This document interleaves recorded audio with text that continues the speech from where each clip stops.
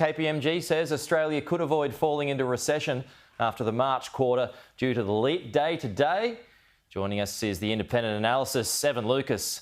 Evan, good morning. So the leap day could add $6.6 billion to the economy. How so?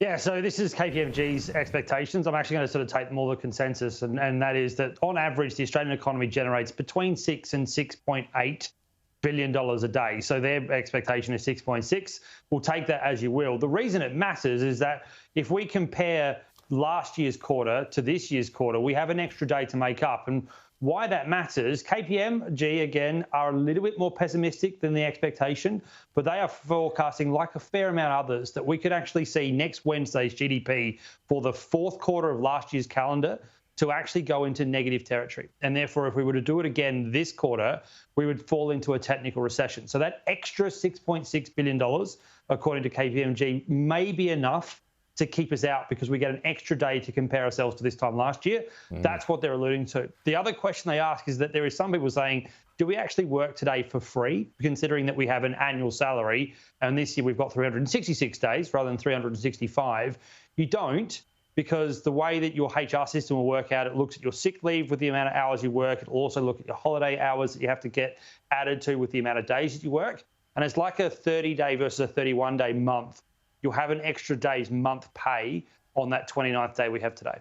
Now growing concerns that GDP could contract. Is that right? Yes. So there is growing concerns on a per capita basis, which is where you strip out things like migration, and that we will. Almost all economists forecast that the fourth quarter will actually contract.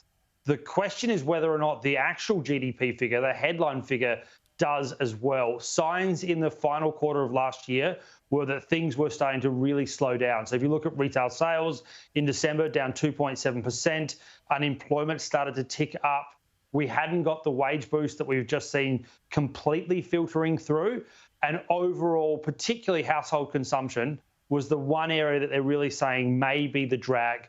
Government spending also eased off in the final quarter. So all of those taken together means that next Wednesday's GDP is going to be fascinating, because it also means the RBA now has to be asked questions. Is it just about inflation, or do they have to do their three mandates, which is inflation, so price stability, the prosperity of Australia's population, and full employment? Prosperity is the one now. Could that actually flick them earlier than when inflation gets back into the 2 to 3% handle? Okay. Evan, good to see you. Chat to you soon.